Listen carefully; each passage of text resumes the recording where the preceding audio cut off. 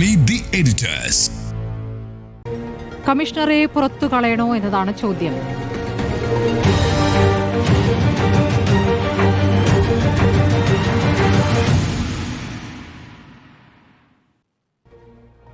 ആദ്യം ഞാൻ സുനിലേക്ക് പോവുകയാണ്. സുനിൽ, കമ്മീഷണറെ പുറത്തു കളയണോ എന്ന ചോദ്യം ചോദിക്കുമ്പോൾ ഇപ്പോൾ ഇംപീച്ച്മെന്റ് നടപടികളിലേക്ക് കടക്കാനുള്ള ആലോചന പ്രതിപക്ഷം നടത്തുകയാണ്.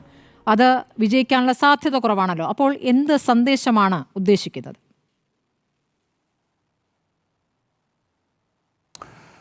ഭരണഘടനയുടെ 324 അനുച്ഛേദമാണ് തെരഞ്ഞെടുപ്പ് കമ്മീഷന് വലിയ അധികാരങ്ങൾ നൽകുന്നത്. സമാനതകളില്ലാത്ത അധികാരം നൽകുകയാണ്. രാജ്യത്ത് തെരഞ്ഞെടുപ്പ് സംവിധാനം സുതാര്യമായി നടത്താനും തെരഞ്ഞെടുപ്പ് നീതിയുക്തവും നിഷ്പക്ഷവുമായി നടത്താനുള്ള അധികാരമാണ് തെരഞ്ഞെടുപ്പ് കമ്മീഷന് ഭരണഘടന നൽകുന്നത്. അപ്പോൾ അങ്ങനെ തെരഞ്ഞെടുപ്പ് നടക്കുന്നില്ല എന്ന് ഒരു പൗരന് തോന്നുകയാണെങ്കിൽ, ഒരു സംശയം ഒരു വോട്ടർ വിളിച്ചു പറയുകയാണെങ്കിൽ അത് പരിശോധിച്ച് ആ സംശയം ദൂരീകരിക്കേണ്ട ഉത്തരവാദിത്വം തെരഞ്ഞെടുപ്പ് കമ്മീഷനുണ്ട്. ഇവിടെ ഇന്ത്യയുടെ പ്രതിപക്ഷ നേതാവ് വലിയൊരു സംശയം രേഖപ്പെടുത്തുകയാണ്. ഇന്ത്യയിലെ തെരഞ്ഞെടുപ്പ് പ്രക്രിയയിൽ വലിയ അട്ടിമറി നടക്കുന്നു, വോട്ടർ പട്ടികയിൽ വലിയ ക്രമക്കേട് നടക്കുന്നു. മഹാദേവപുരയിൽ ഇപ്പോൾ സംശയിക്കാവുന്ന തരത്തിൽ ഒരുപാട് വോട്ടർമാരെ അനധികൃതമായി വോട്ടർ പട്ടികയിൽ ചേർത്തതായുള്ള വിവരങ്ങൾ വരുന്നു. അത് തെളിവുകൾ സഹിതമാണ് രാഹുൽ ഗാന്ധി മാധ്യമങ്ങൾക്ക് മുമ്പിൽ തുറന്നു കാട്ടിയത്. തെരഞ്ഞെടുപ്പ് കമ്മീഷനും അത് പരിശോധിക്കാവുന്നതേ ഉള്ളൂ. പക്ഷേ ഇന്ത്യയിലെ തെരഞ്ഞെടുപ്പ് കമ്മീഷണർ ഇക്കാര്യത്തിൽ എന്തെങ്കിലും പരിശോധന നടത്തിയതായി ഇന്നലെ വാർത്താ സമ്മേളനത്തിൽ പറഞ്ഞില്ല. മറിച്ച് തെരഞ്ഞെടുപ്പ് കമ്മീഷൻ രാഹുൽ ഗാന്ധി ഒരു ആരോപണം ഉന്നയിച്ചു. ആ ആരോപണത്തിന് അതേ രീതിയിൽ മറുപടി നൽകാനാണ് ഇന്നലെ തെരഞ്ഞെടുപ്പ് കമ്മീഷൻ പ്രധാനമായും ശ്രമിച്ചത്. അപ്പോൾ നിയമപരമായും ഭരണഘടനാപരമായും ഉള്ള തെരഞ്ഞെടുപ്പ് കമ്മീഷന്റെ ഉത്തരവാദിത്വം നിറവേറ്റുന്നതിൽ നിന്ന് തെരഞ്ഞെടുപ്പ് കമ്മീഷൻ പിറകോട്ട് പോയി എന്ന സംശയം ജനങ്ങൾക്ക് തോന്നാവുന്ന തരത്തിലാണ് ഇന്നലെ തെരഞ്ഞെടുപ്പ് കമ്മീഷന്റെ മറുപടി ഉണ്ടായിട്ടുള്ളത്. നോക്കൂ, ഈ ബീഹാറിലെ SIR ആണല്ലോ ഏറ്റവും വലിയ വിവാദമായി വന്നത്. ബീഹാറിലെ ഈ ഒരു വോട്ടർ പട്ടിക പരിഷ്കരണം ആരംഭിക്കുന്നത് ജൂൺ 24-ാം തീയതിയാണ്. ബീഹാറിലെ വോട്ടർ പട്ടിക പരിഷ്കരണം ആരംഭിക്കുന്നതിന് മുൻപ് 7,89,00,000 വോട്ടർമാരാണ് വോട്ടർ പട്ടികയിൽ ഉണ്ടായിരുന്നത്. പിന്നീട് ഈ ഒരു വോട്ടർ പട്ടിക പരിഷ്കരണം പൂർത്തിയാകുമ്പോൾ 65 ലക്ഷം വോട്ടർമാരെ തെരഞ്ഞെടുപ്പ് കമ്മീഷൻ ഒഴിവാക്കി അതിൻ്റെ കരട് പ്രസിദ്ധീകരിക്കുന്നു. തെരഞ്ഞെടുപ്പ് കമ്മീഷൻ പറയുന്നത് ഒരു മാസത്തിനുള്ളിൽ ബീഹാറിലെ 7.5 കോടി ആളുകളിലേക്ക് എന്യൂമറേഷൻ ഫോമുകൾ വിതരണം ചെയ്തു, അവരത് ഫില്ല് ചെയ്ത് തിരിച്ചേൽപ്പിച്ചു എന്നാണ്. പക്ഷേ ഇന്ന് ബീഹാറിലെ ഗ്രാമങ്ങളിൽ നിന്നൊക്കെ വരുന്ന റിപ്പോർട്ടുകൾ എന്താണെന്നറിയോ? അവരങ്ങനെ ഒരു ഫോമേ കണ്ടിട്ടില്ല, അങ്ങനെ ഒരു ഫോം അവർ ഫില്ല് ചെയ്തിട്ടില്ല. ഒരുപാട് ആളുകൾ ഇങ്ങനെ പറയാണ്, ഏത് ഫോം എന്നാണ് ചോദിക്കുന്നത്. അപ്പോൾ തെരഞ്ഞെടുപ്പ് കമ്മീഷൻ എവിടെയാണ് ഈ ഫോം വിതരണം ചെയ്തത്? ഇപ്പോൾ പുതിയ പരിഷ്കരിച്ച വോട്ടർ പട്ടികയിൽ 7,24,00,000 വോട്ടർമാരുണ്ട്. ആ വോട്ടർമാർ എവിടെ നിന്ന് എന്യൂമറേഷൻ ഫോം ഫില്ല് ചെയ്തെന്നാണ് ഇപ്പോൾ ഒരുപാട് പേർ ചോദിക്കുന്നത്. 22 ലക്ഷം പേരെയാണ് വോട്ടർ പട്ടികയിൽ നിന്ന് മരിച്ചു എന്ന് കണക്കാക്കി പറഞ്ഞ് തെരഞ്ഞെടുപ്പ് കമ്മീഷൻ ഒഴിവാക്കിയത്. ഈ മരിച്ചു എന്ന് പറയുന്ന ആളുകൾ ഡൽഹിയിലെത്തി രാഹുൽ ഗാന്ധിയുടെ കൂടെ കാപ്പി കുടിച്ചില്ലേ? അപ്പോൾ ഈ തെരഞ്ഞെടുപ്പ് കമ്മീഷൻ ഇങ്ങനെയൊക്കെയുള്ള ഒരു കാഴ്ചകൾ കാണുമ്പോൾ, മാധ്യമങ്ങളിൽ റിപ്പോർട്ട് വരുമ്പോൾ തെരഞ്ഞെടുപ്പിൻ്റെ ഒരു വിശ്വാസ്യത തന്നെ ചോദ്യം ചെയ്യപ്പെടുന്നു എന്ന് തെരഞ്ഞെടുപ്പ് കമ്മീഷന് തോന്നുകയും ഇതിൽ എന്തെങ്കിലും വസ്തുതയുണ്ടോ എന്ന് പരിശോധിച്ച് ജനങ്ങൾക്കുള്ള സംശയം ദൂരീകരിക്കാൻ തെരഞ്ഞെടുപ്പ് കമ്മീഷൻ ഉത്തരവാദിത്വമില്ലേ? ഞാനൊരു കാര്യം പറയാം. ബീഹാറിലെ പിപ്ര മണ്ഡലം, ഈ പിപ്ര മണ്ഡലത്തിൽ 319-ാം നമ്പർ ബൂത്ത്, അതായത് ഗലിപ്പൂർ വില്ലേജിലെ 319-ാം നമ്പർ ബൂത്തിൽ ശിവനാഥ് ദാസ് എന്ന് പറയുന്ന ഒരാളുടെ വീടുണ്ട്. ആ വീട്ടിൽ 509 വോട്ട് ചേർത്തിട്ടുണ്ട്. എത്ര വോട്ട്? 509 വോട്ടാണ് ചേർത്തിരിക്കുന്നത്. ആ വീട്ടിൽ ആരൊക്കെയാണ് താമസിക്കുന്നറിയാവോ? മാഞ്ചി സമുദായക്കാർ, മുസാഹർ ജാതിക്കാർ, ബ്രാഹ്മണുണ്ട്, ബനിയ ഉണ്ട്. അതായത് പട്ടികജാതിക്കാരുണ്ട്, OBC-ക്കാരുണ്ട്, ബ്രാഹ്മണരുണ്ട്. എന്തൊരു സമത്വ സുന്ദരമായ നാടാണ് നോക്കൂ, എന്തൊരു ജനാധിപത്യ സംവിധാനമാണ്. 2 മുറി വീട്ടിൽ 509 ആളുകളുണ്ട്. അവരിൽ ബ്രാഹ്മണരുണ്ട്, അതുപോലെ തന്നെ പട്ടികജാതിക്കാരുണ്ട്, OBC-ക്കാരുണ്ട്. തെരഞ്ഞെടുപ്പ് കമ്മീഷൻ്റെ റിവൈസ്ഡ് വോട്ടർ പട്ടികയിലെ കണക്കാണ് കേട്ടോ, വോട്ടർമാരുടെ ലിസ്റ്റിലാണ് ഇതുള്ളത്. അതായത് ശിവനാഥ് പ്രസാദ് എന്ന് പറയുന്ന ഒരാളുടെ വീട്ടിൽ ഗലിപ്പൂർ എന്ന് പറയുന്ന ഗ്രാമത്തിലെ 319-ാം നമ്പർ ബൂത്തിൽ 509 വോട്ട് ചേർത്തിരിക്കുന്ന വോട്ടർ പട്ടികയിൽ, ആ വോട്ടർ പട്ടികയിലാണ് ഇത്രയും ഈ വ്യത്യസ്ത ജാതിക്കാരൊക്കെ തന്നെ ഒരുമിച്ച് താമസിക്കുന്നു എന്ന് പറയുന്നത് ബീഹാറിലെ. ഇനി അതേ ഗ്രാമത്തിൽ തന്നെ 320-ാമത്തെ ബൂത്ത്, ആ ബൂത്തിൽ അജയ് കുമാർ ജാ എന്ന് പറയുന്ന ആളുടെ വീട് 459 വോട്ട് ചേർത്തിട്ടുണ്ട് ഇതേപോലെ തന്നെ. അപ്പോൾ ഇതെങ്ങനെ സംഭവിക്കുന്നു? ഇങ്ങനെ ഉള്ള ഒരുപാട് അലിഗേഷൻസ് വരുമ്പോൾ, ഇതുപോലുള്ള ആരോപണങ്ങൾ പ്രതിപക്ഷം ഉന്നയിക്കുമ്പോൾ സ്വാഭാവികമായും തെരഞ്ഞെടുപ്പ് കമ്മീഷൻ ഇതിൻ്റെ ഒരു വസ്തുത പരിശോധിക്കാനുള്ള ഒരു ബാധ്യതയില്ലേ, ഒരു ഉത്തരവാദിത്വമില്ലേ, ഭരണഘടനാപരമായ ഉത്തരവാദിത്വമില്ലേ? തെരഞ്ഞെടുപ്പ് സംവിധാനത്തെ ആകെ സംശയത്തിൻ്റെ നിഴലിൽ നിർത്തുന്ന ആരോപണങ്ങളും വെളിപ്പെടുത്തലുകളല്ലേ പുറത്തു വരുന്നത്? തെരഞ്ഞെടുപ്പ് കമ്മീഷൻ ഒരു കാര്യം കൂടി പറഞ്ഞു, രാജ്യത്ത് കോടിക്കണക്കിന് ആളുകൾ വീടില്ലാത്തവരായിട്ടുണ്ട്. അങ്ങനെ വീടില്ലാത്ത ആളുകളെയാണ് 000 എന്ന് രേഖപ്പെടുത്തിയിരിക്കുന്നത്. 2011 സെൻസസ് പ്രകാരം ഇന്ത്യയിലാകെ 17 ലക്ഷം പേരാണ് സ്വന്തമായി വീടില്ലാത്തവർ, ഹോംലെസ് ആയിട്ടുള്ള ആളുകൾ 17 ലക്ഷം പേരെ ഉള്ളൂ എന്നാണ് 2011 സെൻസസ് പറയുന്നത്. ചില സ്വകാര്യ ഏജൻസികളൊക്കെ നടത്തിയ ഒരു സർവേയിൽ പറയുന്നുണ്ട് ഒരു പക്ഷേ 30 ലക്ഷം പേർ വരെ വീടില്ലാത്തവരായി രാജ്യത്തുണ്ട് എന്നാണ് ഈ സർവേയിലൊക്കെ തന്നെ പറയുന്നത്. പക്ഷേ 2011 സർവേ പ്രകാരം അത് 17 ലക്ഷമേ ഉള്ളൂ. അത് ഗവൺമെൻറ് ഡാറ്റയാണ്. തെരഞ്ഞെടുപ്പ് കമ്മീഷൻ ഇന്നലെ എന്താ പറഞ്ഞ്, ഇന്ത്യയിൽ കോടിക്കണക്കിന് പാവപ്പെട്ടവരുണ്ട്, സ്വന്തമായി വീടില്ലാത്തവർ, അവർക്കൊക്കെ വോട്ട് ചെയ്യാനുള്ള അവസരം ഉണ്ടാക്കുക എന്നത് തെരഞ്ഞെടുപ്പ് കമ്മീഷൻ്റെ വലിയ ഉത്തരവാദിത്തമാണ്, ഞാൻ നിറവേറ്റും, അവർക്ക് വേണ്ടി ശില പോലെ നിലകൊള്ളുമെന്നാണ് തെരഞ്ഞെടുപ്പ് കമ്മീഷൻ പറഞ്ഞത്. ഈ കോടിക്കണക്കിന് ആളുകൾ എവിടുന്ന് കിട്ടി തെരഞ്ഞെടുപ്പ് കമ്മീഷന് എന്ന് സ്വാഭാവികമായി ഒരാൾ സംശയിച്ചാൽ അതിന് മറുപടി പറയേണ്ട ബാധ്യത തെരഞ്ഞെടുപ്പ് കമ്മീഷനില്ലേ? തെരഞ്ഞെടുപ്പ് കമ്മീഷൻ ഈ രീതിയിൽ അധപ്പതിക്കുന്നത് തീർച്ചയായും ജനാധിപത്യ സംവിധാനത്തിൻ്റെ ശവപ്പറമ്പ് തുറക്കലായിരിക്കും എന്നാണ് എൻ്റെ ഒരു അഭിപ്രായം. ഇത് ഗുരുതരമായ സാഹചര്യമാണ്, അതിസങ്കീർണമായ സാഹചര്യമാണ്. ഈ ഒരു ഘട്ടത്തിലാണ് പ്രതിപക്ഷം ഇപ്പോൾ പറയുന്നത് ഇംപീച്ച്മെൻറ്റ് നോട്ടീസ് കൊണ്ടുവരാൻ പോകുന്നുവെന്നാണ് തെരഞ്ഞെടുപ്പ് കമ്മീഷനെതിരെ. ഇന്ത്യയുടെ ചരിത്രത്തിൽ ആദ്യമായിട്ടാണ് തെരഞ്ഞെടുപ്പ് കമ്മീഷനെതിരെ ഇംപീച്ച്മെൻറ്റ് നീക്കം പ്രതിപക്ഷം നടത്താൻ പോകുന്നത് പാർലമെൻറ്റിൽ. ഇപ്പോൾ ഇംപീച്ച്മെൻറ്റ് നീക്കം പരാജയപ്പെടാൻ സാധ്യതയുണ്ട്. അങ്ങനെ വന്നാൽ തന്നെ, കാരണം 543 അംഗ ലോക്സഭയിൽ 3-2 ഭൂരിപക്ഷമൊന്നും പ്രതിപക്ഷത്തിന് കിട്ടാനുള്ള ഒരു സാധ്യതയുമില്ല. അതുകൊണ്ട് ഇംപീച്ച്മെൻറ്റ് നീക്കം പരാജയപ്പെടും. പക്ഷേ ചരിത്രത്തിൽ ഇത് രേഖപ്പെടുത്തും. ഇന്ത്യയിലെ തെരഞ്ഞെടുപ്പ് കമ്മീഷനെതിരെ, ഇന്ത്യയിലെ തെരഞ്ഞെടുപ്പ് രംഗത്ത് ഉയർന്ന സംശയങ്ങളുടെ പേരിൽ തെരഞ്ഞെടുപ്പ് കമ്മീഷനെതിരെ പ്രതിപക്ഷം പാർലമെൻറ്റിൽ ഇംപീച്ച്മെൻറ്റ് നീക്കം നടത്തിയെന്ന് ചരിത്രത്തിൽ രേഖപ്പെടുത്താൻ തന്നെയാണ് പ്രതിപക്ഷം ഈ നീക്കം നടത്തുന്നത്. ഇത് തീർച്ചയായും വലിയൊരു രാഷ്ട്രീയ നീക്കം തന്നെയാണ്. പക്ഷേ ഈ നീക്കങ്ങൾക്ക് മറുപടി നൽകാൻ തെരഞ്ഞെടുപ്പ് കമ്മീഷന് ബാധ്യതയുണ്ട്. അത് രാഷ്ട്രീയ മറുപടിയല്ല നൽകേണ്ടത്, ശാസ്ത്രീയമായ പരിശോധനകളുടെ അടിസ്ഥാനത്തിൽ തെരഞ്ഞെടുപ്പ് കമ്മീഷൻ മറുപടി നൽകണം.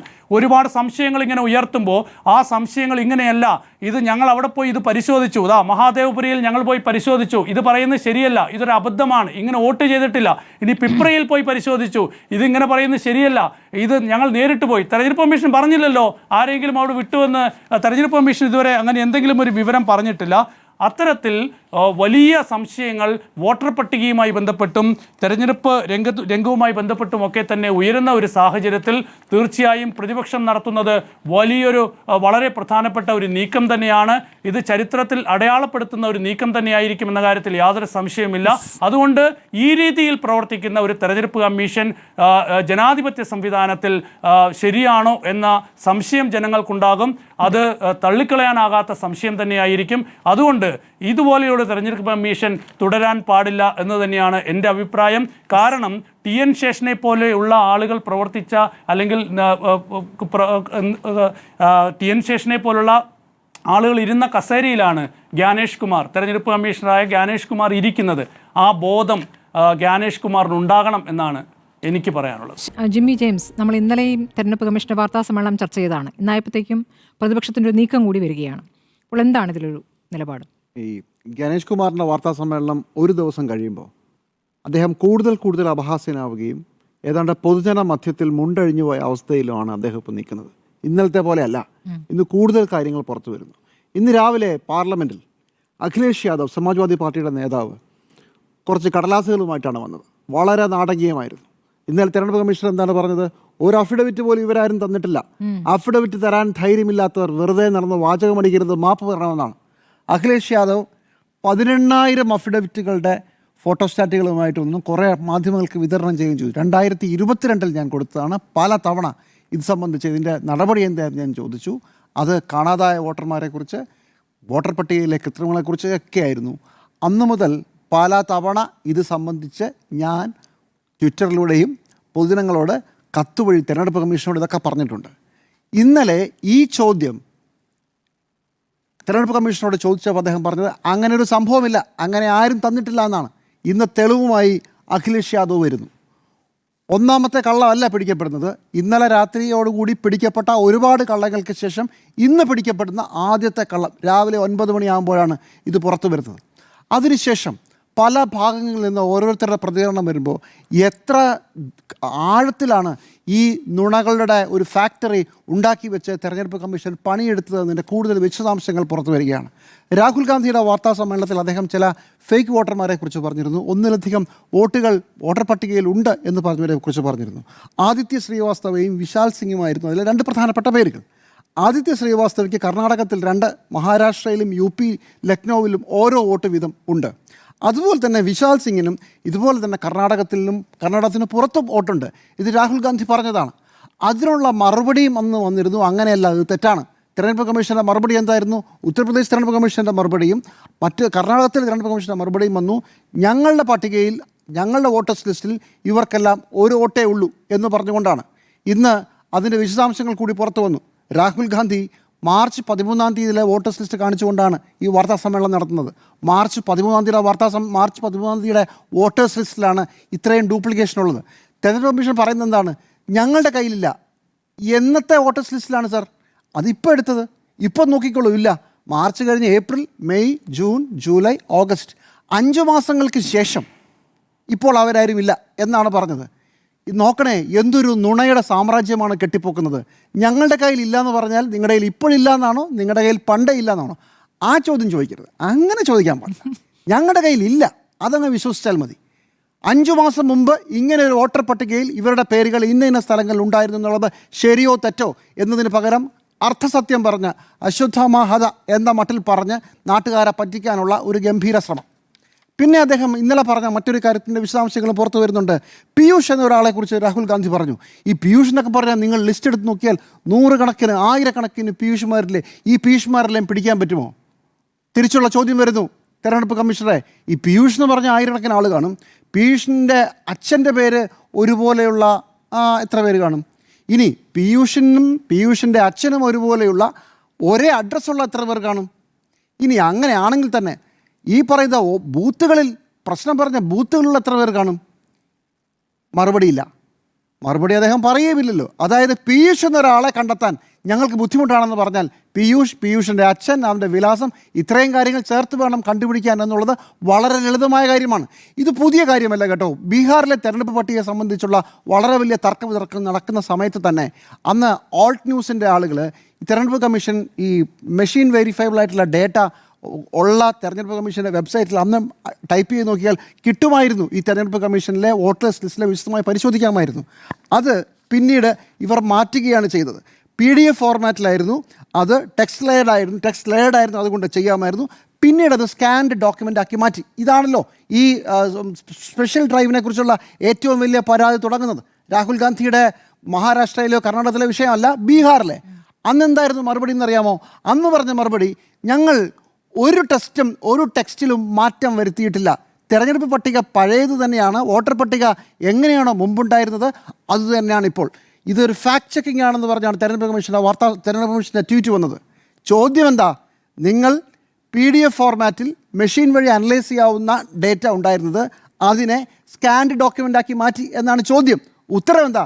ഞങ്ങൾ ഡേറ്റ മാറ്റിയിട്ടില്ല. ഇങ്ങനെ ചോദ്യത്തിനല്ലാതെ ഉത്തരം പറഞ്ഞ നാട്ടുകാരെ ചുറ്റിച്ച് എന്തെങ്കിലുമൊക്കെ പറയുക, അതിൻ്റെ പുറത്ത് കയറി ആഞ്ഞ് തള്ളുക, അതിനുശേഷം വളരെ കാവ്യാത്മകമായി മാ ബഹനങ്കി ഇസ്സത്ത് എന്നൊക്കെ പറഞ്ഞ് ഡയലോഗ് അടിക്കുക. ഇത് ഒരു BJPയുടെ നേതാവിൻ്റെ പ്രസംഗമാണെന്ന് ഇന്നലെ എല്ലാവരും പറഞ്ഞത് വെറുതെ അല്ല. ഓരോ മണിക്കൂർ കഴിയുമ്പോഴും പുതിയ കാര്യങ്ങൾ പുറത്തു വരുമ്പോൾ തള്ളു മാത്രമാണ്, രാഷ്ട്രീയ പ്രസംഗം മാത്രമാണ് ഇദ്ദേഹത്തെ കൊണ്ട് കഴിയുക എന്നുള്ളത് വ്യക്തമായിരിക്കുകയാണ്. ഒരു കാര്യം കൂടി ചോദിച്ചോട്ടെ. ഡിജിറ്റലി വെരിഫൈഡ് ഡേറ്റ കൊടുക്കാൻ പറ്റില്ല എന്ന് പറഞ്ഞ ശേഷം സുപ്രീം കോടതിയാണല്ലോ അവസാനം ബീഹാറിലെ നിങ്ങൾ പട്ടികയിൽ നിന്ന് പുറത്തു പോയ ലിസ്റ്റ് കൊടുക്കണമെന്ന് പറഞ്ഞത്. 1 മാസം തർക്കിച്ചല്ലോ. ആധാർ ഡേറ്റ അനുസരിച്ച് ഇവരുടെ പട്ടികയിൽ പേര് ചേർക്കാൻ അനുവദിക്കില്ല എന്ന് കോടതി പറഞ്ഞല്ലോ. ആധാർ കൊടുക്കാമെന്ന്, ആധാർ വെച്ച് ചേർക്കണമെന്ന്. അപ്പോൾ അത് തെറ്റല്ലേ എന്ന് ചോദിച്ചപ്പോൾ എന്താ മറുപടി?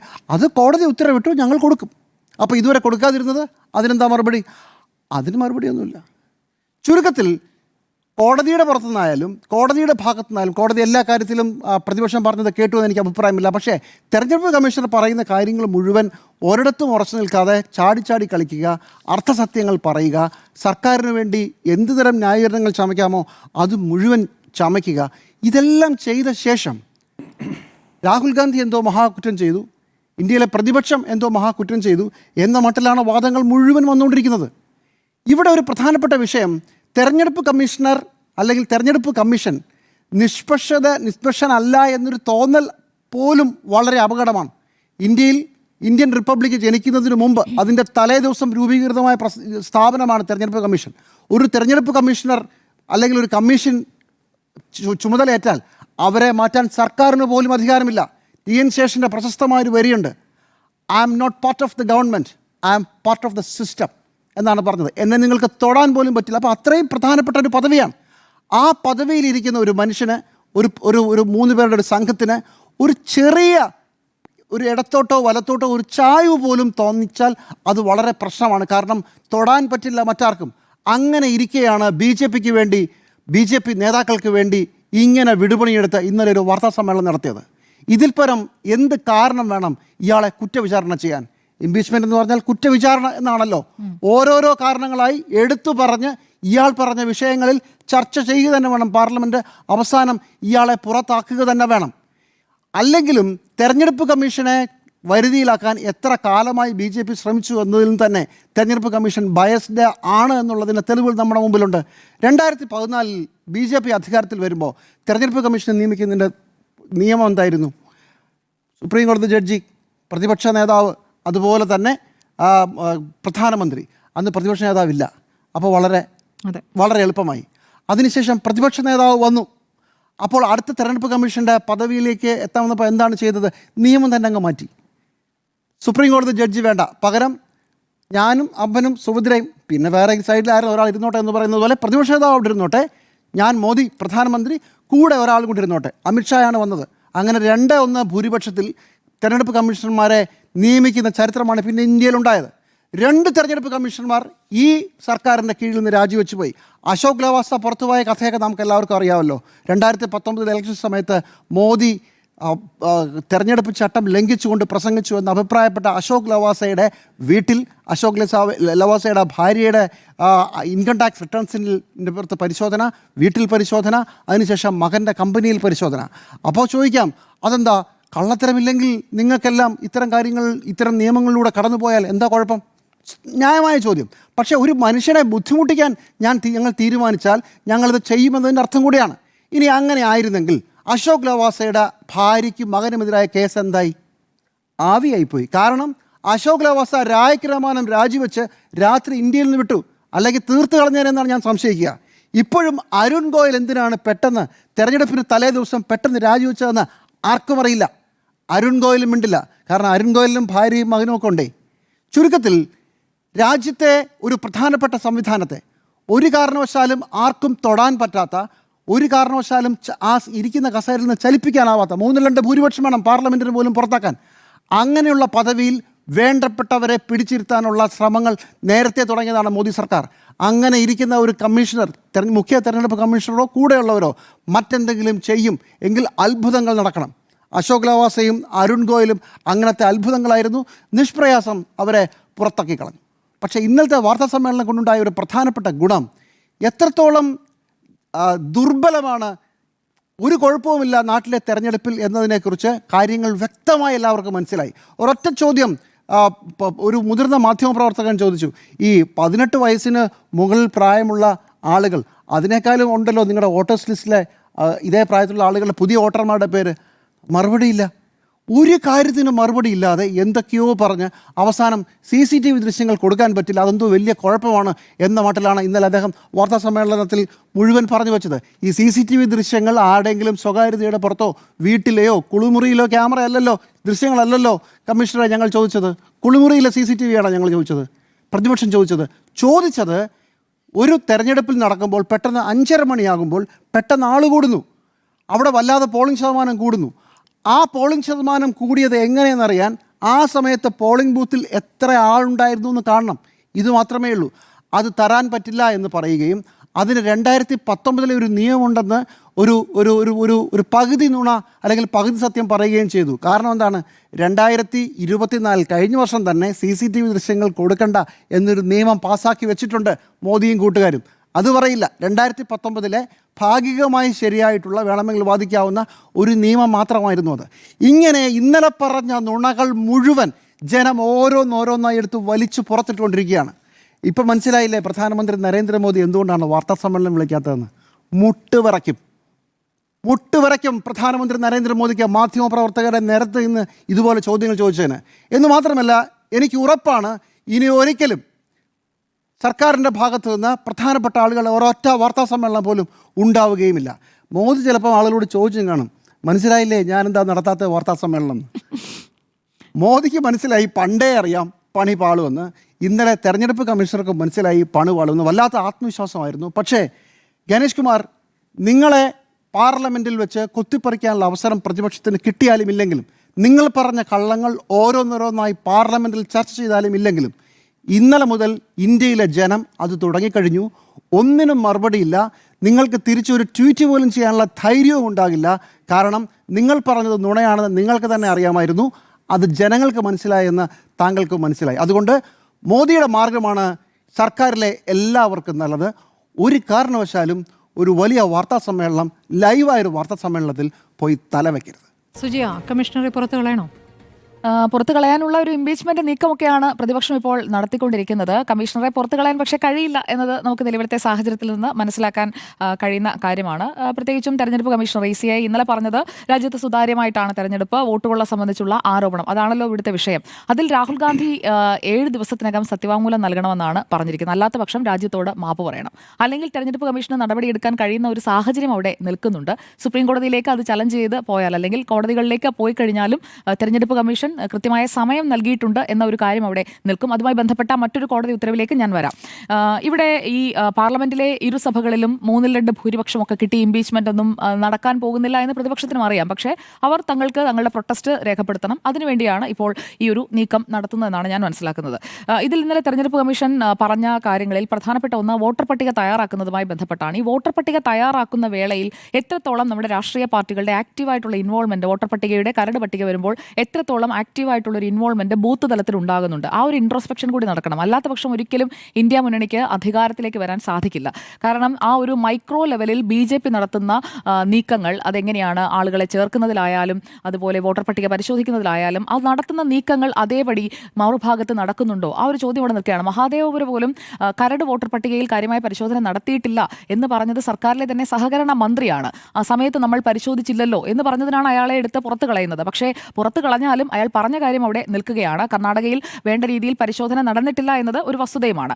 കേരളത്തിൽ ആ പരിശോധന നടക്കുകയും ചില സ്ഥലങ്ങളിലൊക്കെ ഞങ്ങൾ മാറ്റി, അല്ലെങ്കിൽ ചില സ്ഥലങ്ങളിലൊക്കെ ഞങ്ങൾ ഇതിനെ ചലഞ്ച് ചെയ്തു എന്ന് കോൺഗ്രസിന്റെ നേതാക്കൾ തൃശ്ശൂരിൽ പറയുന്നതും ആ പ്രതികരണവും നമ്മൾ കേട്ടതാണ്. ഇവിടെ 10.5 ലക്ഷത്തോളം പേർ വോട്ടർ പട്ടിക തയ്യാറാക്കാനായി പ്രവർത്തിക്കുമ്പോൾ അതിൽ ആളുകൾക്ക് പിഴവ് സംഭവിക്കാം. എററുകളുണ്ട്. എറർ ഫ്രീ ആയിട്ടുള്ള ഒരു വോട്ടർ പട്ടിക ഇതുവരെ ഗണേഷ് കുമാറിന്റെ കാലത്ത് ആദ്യമായിട്ട് എറർ വന്നതല്ല. അതിന് മുൻപായാലും എല്ലാ കാലങ്ങളിലും വോട്ടർ പട്ടികയിൽ എറേഴ്സ് വന്നുകൊണ്ടേ ഇരുന്നിട്ടുണ്ട്. അത് കോൺഗ്രസ് ഭരിക്കുന്ന വർഷങ്ങളോളം നീണ്ട ആ ഒരു കാലഘട്ടത്തിലായാലും ഈ പിഴവുകൾ സംഭവിച്ചിട്ടുണ്ട്. പക്ഷേ ഇവിടെ ഈ പിഴവുകൾ ഹൈലൈറ്റ് ചെയ്യുന്നത് അത് BJPക്ക് വേണ്ടി ചെയ്തു, BJPക്കാരനായ തെരഞ്ഞെടുപ്പ് കമ്മീഷണർ ആ ഒരു ആഖ്യാനം കൊണ്ടുവരുന്നതിനോടാണ്. അതിനോട് ഞാൻ യോജിക്കുന്നില്ല. കാരണം എല്ലാ രാഷ്ട്രീയ പാർട്ടികൾക്കും അംഗീകാരം നൽകുന്ന, എല്ലാ രാഷ്ട്രീയ പാർട്ടികളുടെയും പ്രവർത്തനങ്ങൾ സംബന്ധിച്ചുള്ള കാര്യങ്ങൾ നിരീക്ഷിക്കുന്ന, അങ്ങനെയുള്ള ഒരു ഓട്ടോണമസ് ആയിട്ടുള്ള പ്രവർത്തനമുള്ള ഒരു ബോഡിയെ അത് BJPയുടെ ബോഡിയാക്കി, അല്ലെങ്കിൽ BJPക്കാരൻ സംസാരിക്കുന്നത് പോലെയാണ് ഗണേഷ് കുമാർ സംസാരിക്കുന്നത് എന്ന് പറയുന്നതൊക്കെ രാഷ്ട്രീയ ആരോപണമാണ്. ആ രാഷ്ട്രീയ ആരോപണത്തിനും തെരഞ്ഞെടുപ്പ് കമ്മീഷൻ മറുപടി പറഞ്ഞിട്ടുണ്ട് എന്നാണ് ഞാൻ മനസ്സിലാക്കുന്നത്. തോക്കെടുത്ത് തോളിൽ വെച്ചുകൊണ്ട് ചെയ്യുന്നത് എന്ന് പറഞ്ഞ വാചകം ആ രാഷ്ട്രീയ ആരോപണങ്ങൾക്കുള്ള മറുപടിയാണ്.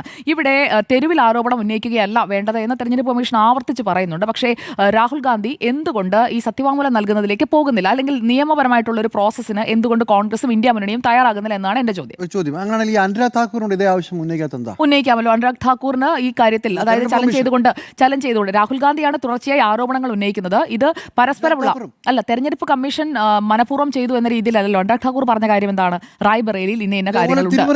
അപ്പോൾ ഞാൻ പറയുന്നത് അങ്ങനെയാണെങ്കിൽ തെരഞ്ഞെടുപ്പ് കമ്മീഷൻ ഇപ്പോൾ ചെയ്തുകൊണ്ടിരിക്കുന്ന എന്താണ്? തീവ്ര വോട്ടർ പട്ടിക പരിഷ്കരണം. അതിനകത്ത് ഏത് രീതിയിലാണ്? പൂർണ്ണമായും വോട്ടർ പട്ടികകൾ പരിശോധിക്കുകയാണ്. ബീഹാറിൽ നടപ്പാക്കി. അതുപോലെ എല്ലാ സംസ്ഥാനങ്ങളിലും വരട്ടെ. രാഹുൽ ഗാന്ധി ആവശ്യപ്പെടുന്നതും അനുരാഗ് ഠാക്കൂർ ആവശ്യപ്പെടുന്നത് തെരഞ്ഞെടുപ്പ് കമ്മീഷൻ ചെയ്യുന്നതല്ല. രോഗി ഇച്ഛിച്ചതും വൈദ്യം കൽപ്പിച്ചതും പാല്, അതിലാണ് ഇപ്പോൾ നിൽക്കുന്നത്.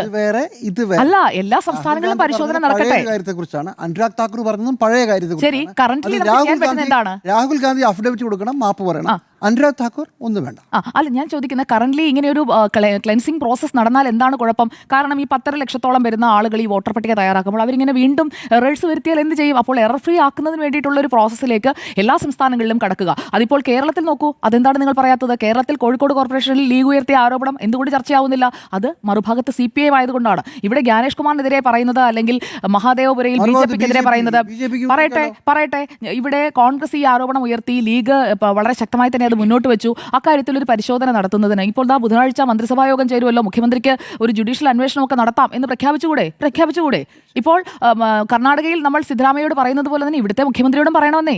അതാണ് ഞാൻ പറഞ്ഞത്. അതിനകത്തൊരു ഫെയർനെസ് വേണം. ആ ഫെയർനെസ് ഇവിടെ കാണുന്നില്ല. ഇവിടെ ആരോപണം ലീഗാവുമ്പോൾ ഈ പറയുന്ന ശുദ്ധീകരണത്തിൽ വരുന്ന പാളിച്ചകളാണല്ലോ അത് കോടതിയിൽ വരികയാണ്. ഞാൻ പറയുന്നത് ഒരു ക്ലെൻസിംഗ് പ്രോസസ് നടക്കുമ്പോൾ അതിൽ ഈ രീതിയിലുള്ള അപാകതകൾ സംഭവിക്കാം. ആ അപാകതകൾ സംഭവിക്കുമ്പോൾ അതിൽ മരിച്ചവർ, അതുപോലെ തന്നെ വോട്ടർ പട്ടികയിൽ നിന്ന് ഒഴിവാക്കപ്പെട്ടവർ, അതിനകത്തൊക്കെയുള്ള പട്ടികയിലെ ക്രമക്കേടുകൾ ഉണ്ടെന്നുണ്ടെങ്കിൽ അതിൽ സുപ്രീം കോടതിയുടെ ഇടപെടൽ ഉണ്ടാവുകയാണ്. ഞാൻ പറയുന്നത് അത് പ്രോപ്പറാണ്. അതവിടെ ഹർജി പോയിട്ടാണ് സുപ്രീം കോടതി പോയി 3 ആഴ്ച വായിട്ട് അലച്ചിട്ടാണ് സമ്മതിച്ചത്. ശരി, അപ്പോൾ ഈ സുപ്രീം കോടതിയുടെ ഇടപെടൽ ഉണ്ടാകുമ്പോൾ അതിൽ നിങ്ങൾക്കൊരു പ്രതീക്ഷയില്ല? അതോ സുപ്രീം കോടതി ഇന്നലെ വാർത്താ സമ്മേളനത്തിൽ പറഞ്ഞത്, തെരഞ്ഞെടുപ്പ് കമ്മീഷൻ ഇന്നലെ വാർത്താ സമ്മേളനത്തിൽ പറഞ്ഞത് എല്ലാ രാഷ്ട്രീയ പാർട്ടികളുമായി ചർച്ച നടത്തി അവർ ഒപ്പുമേടിച്ചാണ് ഇതിന്റെ ഡ്രാഫ്റ്റ് തയ്യാറാക്കിയതെന്നാണ്. പിന്നെ എന്തിനാണ് ഈ രാഷ്ട്രീയ പാർട്ടികളൊക്കെ സുപ്രീം കോടതിയിൽ വന്ന ഈ വോട്ടർ പട്ടികയ്ക്ക് വേണ്ടി അവർ കൊടുത്തത്? അതാണ് അവർക്ക് മനസ്സിലാവാത്ത. ചർച്ച നടത്തിയിട്ടില്ല. ആ ചോദ്യത്തിന് കൃത്യമായി മറുപടി പറഞ്ഞു. എന്ന് മാത്രമല്ല, ഒന്നര മാസം കൊണ്ട് ഈ പ്രോസസ് ബീഹാറിൽ നടത്തിക്കളയാം. ഇന്ത്യയുടെ ചരിത്രത്തിൽ അങ്ങനെ ഒരു പ്രോസസ് ഇല്ല. ബീഹാറിൽ 2003 ഇരുമ്പ് നടക്കുമ്പോൾ 1 വർഷമായിരുന്നു സമയം. 2 സംസ്ഥാനങ്ങളിൽ തെരഞ്ഞെടുപ്പ് നടക്കുന്ന വർഷമായതുകൊണ്ട് ഈ ക്ലെൻസിംഗ് പ്രോസസ് മാറ്റി വെച്ചിട്ടുണ്ട്. അതാണ് ചരിത്രം. അതെങ്ങനെയാണ് അപ്പോൾ ചരിത്രത്തിൽ ആ കാലഘട്ടത്തിൽ നിങ്ങൾ സ്മാർട്ട് ഫോൺ ആണോ ഉപയോഗിച്ചിരുന്നത്? സ്മാർട്ട് ഫോൺ വെച്ചിട്ടാണോ ചെയ്യുന്നത്? അല്ല, സ്മാർട്ട് ഫോൺ ആണോ ഉപയോഗിച്ചിരുന്നത്? കാലഘട്ടം മാറുകയാണ് ശ്രീ ജിമ്മി ജെയിംസ്. താങ്കൾ അതുകൂടി മനസ്സിലാക്കണം. സാങ്കേതിക വിദ്യ മെഷീൻ റീഡബിൾ ആയിട്ടുള്ള ഡാറ്റ കൊടുക്കരുത്. കാലഘട്ടവും നരേന്ദ്രമോദിയുടെ കാലഘട്ടവും ഇന്ത്യയിൽ നല്ല മാറ്റം ഞാൻ പറയട്ടെ, ഞാനതിനെ എതിർത്തോ?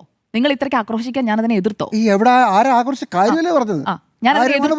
രണ്ട് പോയിന്റ് ആണ് പറഞ്ഞത്. ഒന്ന്, കാലഘട്ടം മുന്നോട്ട് പോയി. സ്മാർട്ട് ഫോൺ പണ്ടില്ല, പക്ഷെ മെഷീൻ റീഡബിൾ ഡേറ്റ ഡിജിറ്റൽ ഇന്ത്യയും പണ്ടില്ല. ഇല്ല, പക്ഷെ അത് കൊടുക്കുന്നില്ല. ഡിജിറ്റൽ പേയ്മെന്റ്സിന്റെയും ഡിജിറ്റൽ ഇന്ത്യയുടെയും കാലഘട്ടത്തിൽ എല്ലാം ഡിജിറ്റൽ ആവട്ടെ. നമ്മള് 7.5 അടി പൊക്കത്തുള്ള കടലാസല്ലേ ഡിജിറ്റൽ ആക്കണം എന്നാണ് പറഞ്ഞത്. തെരഞ്ഞെടുപ്പ് കമ്മീഷന് മുമ്പിൽ ഈ വിഷയം വരുമ്പോൾ പെട്ടെന്ന് മെഷീൻ റീഡബിൾ ഡേറ്റ ഇത് കോടതിയുടെ സുപ്രീം കോടതിയുടെ പരിഗണനയിലാണല്ലോ ഇപ്പോൾ രാഹുൽ ഗാന്ധിയുടെ പരിഗണനയിലാണ്. സുപ്രീം കോടതിയുടെ പരിഗണനയിലാണല്ലോ SIR ഇപ്പോൾ ഇരിക്കുന്നത്. അതിൽ ഫൈനൽ കൺക്ലൂഷനിലേക്ക് സുപ്രീം കോടതി എത്തിയിട്ടില്ലല്ലോ. അതോ ഇപ്പോൾ തന്നെ നമ്മൾ ആ ഒരു ഫൈനൽ കൺക്ലൂഷനിലേക്ക് ഉണ്ടോ നമ്മുടെ ചോദ്യം. ശരി, അപ്പോൾ കമ്മീഷണറെ പുറത്തു കളയണോ എന്നാണ് നമ്മുടെ ചോദ്യം. അപ്പോൾ തെരഞ്ഞെടുപ്പ് കമ്മീഷണറെ പുറത്തു കളയാനായിട്ടുള്ള കാര്യങ്ങളൊന്നും ഇവിടെ സംഭവിക്കുന്നില്ല. മാത്രമല്ല, തെരഞ്ഞെടുപ്പ് കമ്മീഷനെതിരെ സുപ്രീം കോടതിയിലേക്ക് പോയ അണ്ണാ DMKയുടെ MP എന്താണ് ഇന്ന് സംഭവിച്ചത് അതുകൂടി പറഞ്ഞു പോകാം. സുപ്രീം കോടതിയിലേക്ക് പോയ അണ്ണാ DMKയുടെ MP CV ഷൺമുഖം തെരഞ്ഞെടുപ്പ് കമ്മീഷനെതിരെ ഒരു ആരോപണവുമായി ചെന്നത് എങ്ങനെയാണെന്ന് വെച്ച് കഴിഞ്ഞാൽ, തമിഴ്നാട് സർക്കാരിൻ്റെ ഒരു സ്കീമാണ് ദ്രാവിഡ മുന്നേറ്റ കഴകം വേഴ്സസ് തിരു CV ഷൺമുഖം ആൻഡ് ഓവാഴ്സ്. അതാണ് ഈ അതാണ് ഈ ഹർജി. ഞാൻ കോട്ട് ചെയ്യുന്ന ഹർജി അതാണ്. അത് chief justice of India BR ഗവായിയുടെയും ജസ്റ്റിസ് K വിനോദ് ചന്ദ്രയുടെയും, മലയാളിയായ ജസ്റ്റിസ് K വിനോദ് ചന്ദ്രയുടെയും NV അഞ്ചാരിയയുടെയും ബെഞ്ചിലേക്ക് വന്ന ഹർജിയാണ്. അതിനകത്ത് മദ്രാസ് ഹൈക്കോടതിയുടെ ഒരു ഇന്ററിം ഓർഡറിനെ ചലഞ്ച് ചെയ്തുകൊണ്ടാണ് സുപ്രീം കോടതിയിലേക്ക് എത്തിയത്. അവിടെ chief minister MK Stalin, Ungaludan Stalin എന്ന സ്കീം, അതുമായി ബന്ധപ്പെട്ടിട്ടുള്ള ഹർജിയാണ് വന്നിരിക്കുന്നത്. അപ്പോൾ ആ ഹർജിയിൽ കോടതി പറഞ്ഞത് എന്താണ്? തെരഞ്ഞെടുപ്പ് കമ്മീഷനിലേക്ക് election symbols reservation and allotment order 1968 പ്രകാരം ഒരു റെപ്രസെന്റേഷൻ നടത്തുന്നു. ആ റെപ്രസെന്റേഷനിന്മേൽ തെരഞ്ഞെടുപ്പ് കമ്മീഷൻ നടപടി എടുക്കുന്നതിന് മുൻപ് 3 ദിവസം കഴിഞ്ഞപ്പോഴേക്കും നേരെ കോടതിയിലേക്ക് പോവുകയാണ്.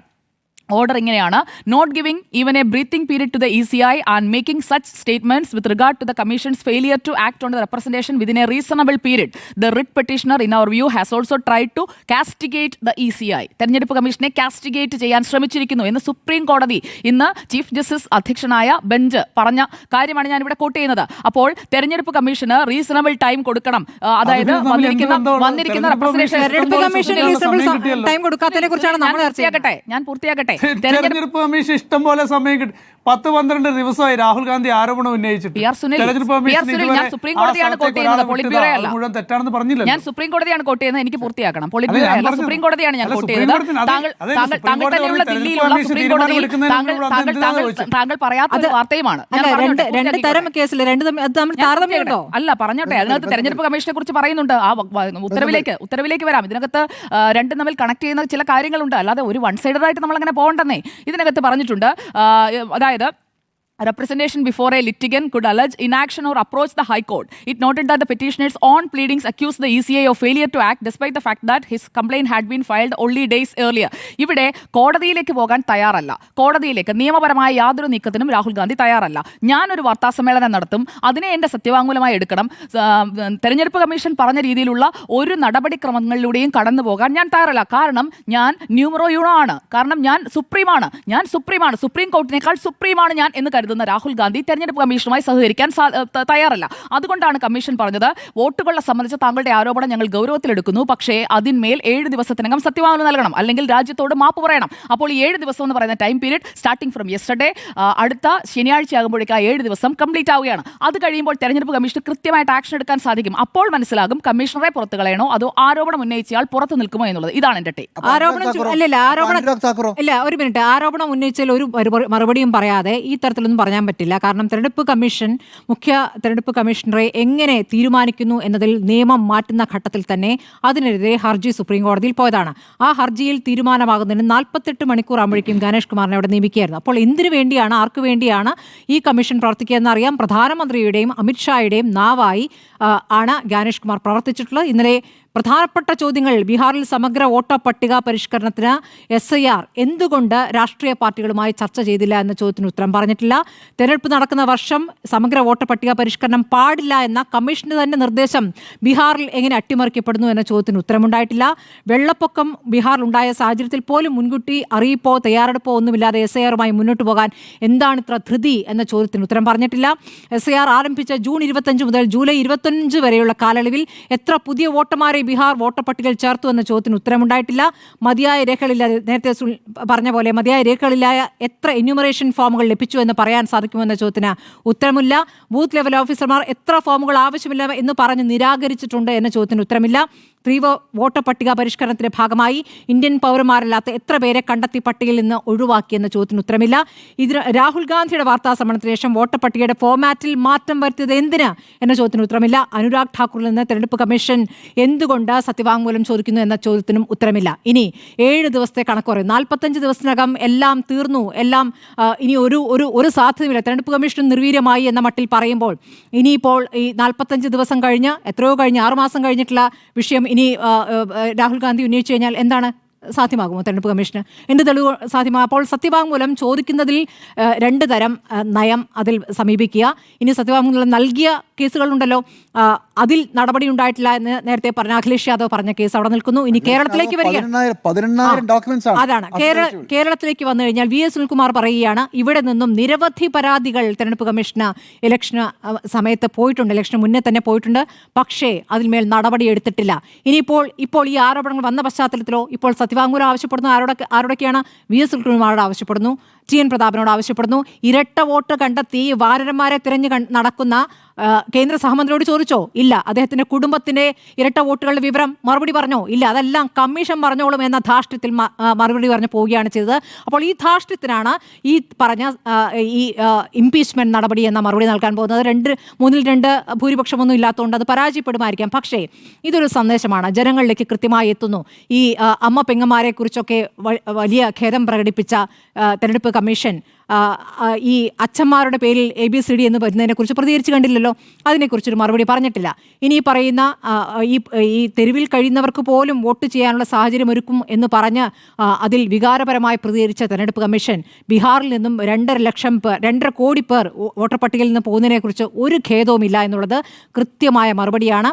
എന്താണ് ഈ രാഷ്ട്രീയ പ്രസംഗം? ഇതിനു മുമ്പ് തെരഞ്ഞെടുപ്പ് കമ്മീഷൻ നമ്മൾ കേട്ടിട്ടേയില്ല. രാഷ്ട്രീയക്കാർക്ക് ഞങ്ങളെ ഭരിക്കാൻ അധികാരമില്ല, മാറി നിൽക്കൂ എന്ന TN ശേഷന്റെ പ്രതിപക്ഷത്തിന്റെ ധാർഷ്ട്യമാണ് നമ്മൾ ഇതിനു മുമ്പ് കണ്ടിട്ടുള്ളത്. പക്ഷേ ഇവിടെ കാണുന്നത് സർക്കാരിനോട് ചേർന്ന് നിന്നിട്ടുള്ള സർക്കാരിന്റെ ഭാഗമായി നിൽക്കുന്ന തെരഞ്ഞെടുപ്പ് കമ്മീഷന്റെ പ്രതികരണമാണ്. അതുകൊണ്ട് മാറുക തന്നെ വേണം. കോടതിയിലേക്ക് പോയിക്കോളൂ, ഞങ്ങൾ മറുപടി പറയുന്നില്ല എന്ന് കോടതിയിലേക്ക് പോയിക്കോളൂ എന്നാണ് ഇപ്പോൾ ഭരണപക്ഷം പറഞ്ഞുകൊണ്ടിരിക്കുന്നത്. കോടതിയിൽ മുന്നോട്ട് പോകുന്നുണ്ട്. അത് എത്രമാത്രം വിജയിക്കുമെന്നൊന്നും പറയാൻ പറ്റില്ല. അത് മുന്നോട്ട് പോകുന്നു. പക്ഷേ ജനങ്ങൾക്ക് മുന്നിൽ സത്യം തെളിയുകയാണ്. ആ തെളിവുകൾ ഇതിനകം തന്നെ പുറത്തു വന്നിരിക്കുന്നു. കോടതിയുടെ മുന്നിലേക്ക് രമേശ് ചെന്നിത്തല പോയ ഒരു ഹർജിയുണ്ട്. Ramesh Chennithala versus election commission of India 31 March 2021.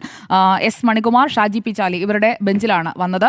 അത് ഇരട്ട വോട്ടായിരുന്നു ഹർജി. ജിമ്മി സാറിന് ഓർമ്മ കാണുമല്ലോ, ഇരട്ട വോട്ടിലെ ആ ഹർജി കോടതി അനുവദിച്ചില്ല എന്നതും ഫാക്റ്റാണ്. ഓർഡർ മുഴുവൻ വായിക്കാൻ സമയമില്ലാത്തതുകൊണ്ട് ഞാൻ ഓർഡർ മുഴുവൻ വായിക്കുന്നില്ല. പക്ഷേ 2021 ഓർഡറിൽ കൃത്യമായി എക്സിബിറ്റ്സ് അടക്കം എല്ലാം പരിശോധിച്ചതാണ് ചീഫ് ജസ്റ്റിസ്. അതോടൊപ്പം തന്നെ അവരുടെ എങ്ങനെയാണ് ഈ കാര്യങ്ങളിൽ സബ്മിഷൻസ് എങ്ങനെയാണ് തള്ളിപ്പോയത് എന്നതും കൃത്യമായി തന്നെ പറയുന്നുണ്ട്. കോടതി വിധി സമയം പോലെ എടുത്ത് വായിച്ചു നോക്കാം. അപ്പോൾ രാഹുൽ ഗാന്ധി അതുകൊണ്ട് താൻ പരാജയപ്പെടുമെന്ന് അറിയാവുന്നതുകൊണ്ടാണ് ജനങ്ങളുടെ മുന്നിലേക്ക് തെളിവുകൾ കൊണ്ടുവരിക എന്ന് മാത്രം. കോടതിയിലേക്ക് പോകാൻ താല്പര്യമില്ലാത്തതുകൊണ്ടാണ്. ജനങ്ങളുടെ മുന്നിലേക്ക് ഇട്ടത് ഫാക്സിനാണ് കമ്മീഷൻ മറുപടി ായിരിക്കുന്നു എന്ന മഹുവ മൊയ്ത്ര പറഞ്ഞത് അക്ഷരാർത്ഥത്തിൽ ശരിയാണ്. കമ്മീഷണറെ പുറത്ത് കളയണം എന്നുള്ളതാണ് എന്റെ അഭിപ്രായം. കമ്മീഷണറെ പുറത്ത് കളയണം എന്നാണ് ചോദ്യം. 30 സെക്കൻഡിൽ പറയാനുള്ള പറഞ്ഞു കഴിഞ്ഞാൽ അല്ല, രാഹുൽ ഗാന്ധിയോ അനുരാഗ് ഠാക്കൂറോ ഈ അഫിഡവിറ്റ് കൊടുത്തില്ലെങ്കിൽ എന്തോ വലിയ കുഴപ്പമാണ്, തെരഞ്ഞെടുപ്പ് കമ്മീഷൻ അന്വേഷിക്കാനേ പറ്റില്ല എന്നുള്ളതാണ് നറേറ്റീവ്. അങ്ങനെയല്ല. Under section 22 of representative of people's act, election commission has the power to delete on their own motion any entry in the electoral roll if it is found that their names are duplicated. അങ്ങനെയുണ്ട്. Election commission പുഷ്പം പോലെ അവരുടെ തന്നെ നിയമപ്രകാരം ഈ കാര്യം അന്വേഷിക്കാവുന്നതേ ഉള്ളൂ. പക്ഷേ ചെയ്യില്ല. കമ്മീഷനെ പുറത്ത് കളയണോ എന്നായിരുന്നു ചോദ്യം. യെസ് എന്ന് 3, നോ എന്ന് 1.